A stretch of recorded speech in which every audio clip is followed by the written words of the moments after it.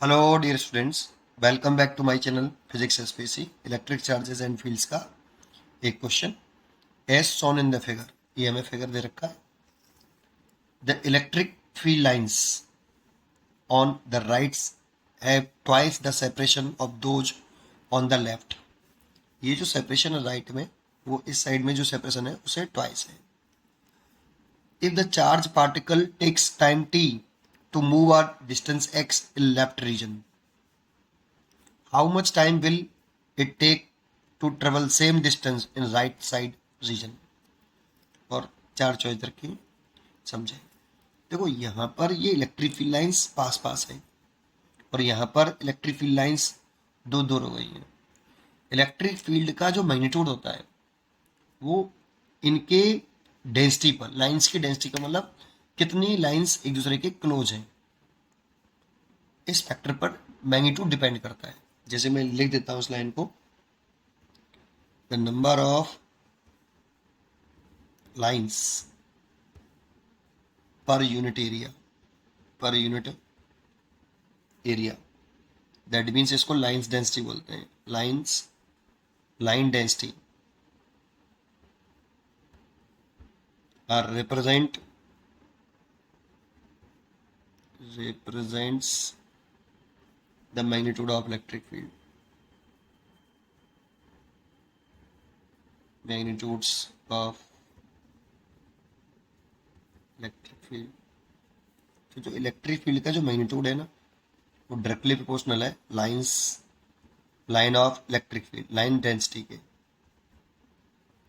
अब सोचो यहाँ पर जो सेपरेशन है अगर वो डबल हो गई है यहाँ के कंपेयरिंग, तो यहाँ की लाइन डेंसिटी कम है और यहाँ की लाइन डेंसिटी ज़्यादा है, तो इधर की तरफ इलेक्ट्रिक फील्ड ज़्यादा हुआ, इधर की तरफ इलेक्ट्रिक फील्ड कम होगा। सेपरेशन डबल किया है तो इसलिए इलेक्ट्रिक फील्ड इस जगह का इसकी कंपेयरिंग डबल हो गया होगा, या ये कह सकते हो कि इसका इलेक्ट्रिक फील्ड इसकी कंपेयरिंग हाफ हो गया होगा।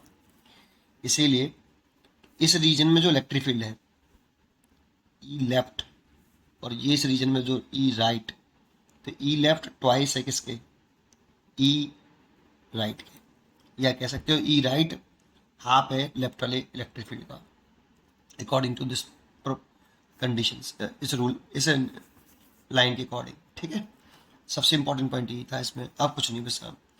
If a charge particle take time t to move a distance x, मान लो यहाँ पे एक चार्ज पार्टिकल है लेफ्ट में और इनिशियली रेस्ट में मान लेते हैं, और ये एक्स डिस्टेंस चलता है कितने टाइम में, टी सेकेंड में। तो ये वाला पार्टिकल कितना चलेगा ये पूछ रहा है। तो देखो इलेक्ट्रिक फील्ड अगर कांस्टेंट है तो इस पे जो चार्ज पार्टिकल पे जो फोर्स लगेगा एफ बराबर क्यू ई,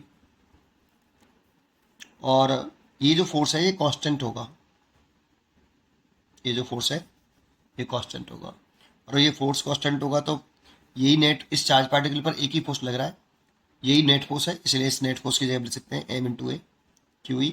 तो एक्सेलरेशन होगा ए क्यू ई बाई एम, ये भी कांस्टेंट होगा।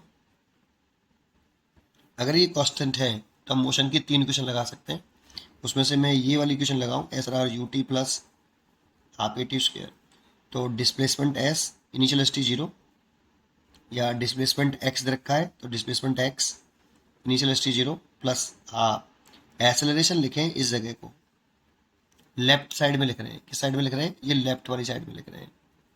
ठीक है, तो लेफ्ट साइड में लिख रहे हैं तो एक्सेलरेशन लिखे हम कितना, क्यू ई लेफ्ट ओवर मास, पार्टिकल एक ही है लेकिन इलेक्ट्रिक फील्ड दोनों साइड में अलग अलग है। ठीक है, चार्ज भी सेम है, टाइम लगा टी स्क्वेयर, ये फर्स्ट केस हो गया। अगर राइट हैंड साइड में लिखें इसी को, राइट रीजन में लिखें, तो देखो डिस्टेंस उसने सेम ही ट्रेवल करी है राइट साइड रीजन में। टाइम पूछ रहा है तो वो चेंज क्यों होगा, क्योंकि इलेक्ट्रिक फील्ड बदल गया है बेटा, तो डिस्टेंस सेम है, इसी वाले फॉर्मूले को दोबारा से लगा रहा हूँ हाफ, लेकिन इलेक्ट्रिक फील्ड यहाँ पे राइट वाला आएगा, मास वही है, चार्ज भी वही है, बस इलेक्ट्रिक फील्ड चेंज हुआ है इसलिए टाइम चेंज होगा। यहाँ पे टी डैश का स्क्वायर कर लेते हैं, ये क्वेश्चन नंबर, डिस्टेंस सेम रखी है मैंने।